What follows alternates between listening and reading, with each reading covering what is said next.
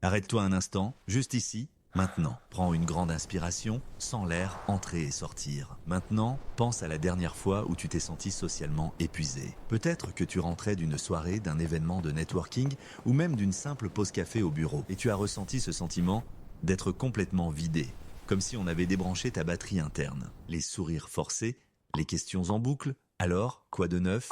Et le travail, ça va? Chaque conversation de surface a été comme un petit caillou ajouté dans un sac à dos invisible. Au début, ça va. Mais caillou après caillou, le poids devient écrasant. Et c'est là que la petite voix dans ta tête commence à murmurer. Pourquoi je ne suis pas comme les autres? Suis-je cassé? Est-ce que j'ai un défaut de socialisation? Si cette pensée te parle, sache ceci. Tu n'es pas cassé. Ton système de socialisation n'est pas défectueux. Ce que tu ressens n'est pas un défaut, c'est un signal. Pour comprendre ce signal, il faut regarder ce qui se passe dans ton cerveau. Pense à ton énergie cognitive comme à la mémoire vive d'un ordinateur. Elle était limitée. Le small talk exige que ton cerveau exécute des dizaines de micro-tâches simultanément. Interpréter les signaux sociaux, chercher un sujet neutre, maintenir un contact visuel, sourire, hocher la tête. Pour un cerveau qui préfère la profondeur, c'est comme faire tourner 50 onglets inutiles sur ton navigateur. Ça consomme de l'énergie pour un résultat quasi nul. Le retour sur investissement énergétique et c'est négatif. Tu donnes beaucoup.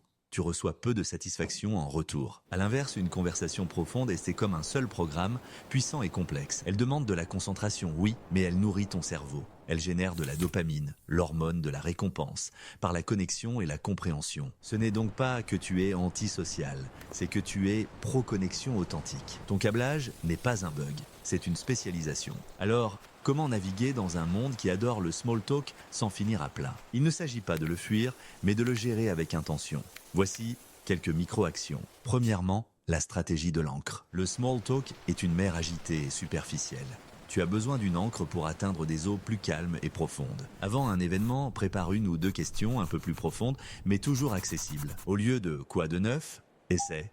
Quelle est la chose la plus intéressante sur laquelle tu travailles en ce moment? Ou encore, quel est le dernier livre ou film qui t'a vraiment fait réfléchir? Cette encre permet de guider la conversation vers un territoire plus nourrissant pour toi. Deuxièmement, la règle des 15 minutes et les pauses stratégiques. L'idée de devoir tenir pendant des heures est paralysante, alors ne le fais pas. Donne-toi la permission de t'engager pleinement pour seulement 15 minutes. N'importe qui peut faire 15 minutes. Après ce bloc de temps, évalue ton niveau d'énergie. Tu peux choisir de continuer ou de prendre une pause. Une pause sociale n'est pas impolie. C'est de l'autorégulation. Va chercher un verre d'eau, regarde par la fenêtre, passe 2 minutes seul aux toilettes. C'est comme remonter à la surface pour respirer avant de replonger. Troisièmement, passer du rôle d'acteur à celui d'observateur. La pression vient du sentiment de devoir performer. Alors, change de rôle. Au lieu de te forcer à parler, essaie d'écouter et d'observer avec curiosité. Écoute les conversations sans la pression d'y contribuer. Remarque les dynamiques de groupe, les langages corporels. Cela réduit la charge cognitive car tu n'es plus en train de calculer ta prochaine réplique. Tu es simplement présent. Et souvent, c'est dans cet état d'observation que tu trouveras une ouverture naturelle pour une conversation qui a du sens pour toi. Ces 3 stratégies sont des outils pratiques. Mais le changement le plus puissant n'est pas une action, c'est une prise de conscience. Voici le conseil le plus important. Arrête de te juger. L'énergie que tu perdes dans le small talk n'est pas seulement due à la conversation elle-même. Elle est massivement drainée par le métadialogue interne, le jugement permanent. Je suis ennuyeux.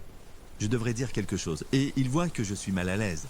Je suis bizarre. Cette boucle d'autocritique est 100 fois plus épuisante que n'importe quelle conversation sur la météo. La véritable libération, c'est de changer ce dialogue, de le remplacer par la compassion. Au lieu de « je suis nul à ça », essaie « ce type d'interaction ne me nourrit pas ». Et c'est ok. Au lieu de « je dois faire un effort », essaie « je choisis où j'investis mon énergie ». Ta sensibilité n'est pas une faiblesse à corriger, c'est une boussole. Elle t'indique la direction des interactions et des personnes qui te ressourcent vraiment. Arrête de te battre contre ta nature. Commence à collaborer avec elle. La prochaine fois que tu sentiras cette fatigue sociale monter, ne la vois pas comme un échec. Accueille-la comme une information. Ton système te dit « cette conversation n'est pas pour toi, il est temps de changer de cap ». Peut-être en posant une question encre, peut-être en prenant une pause, ou peut-être simplement en t'autorisant à être silencieux et à observer. Ta jauge d'énergie sociale n'est pas cassée, elle est juste plus sélective. Et dans un monde bruyant et superficiel, être sélectif n'est pas un défaut, c'est une superpuissance.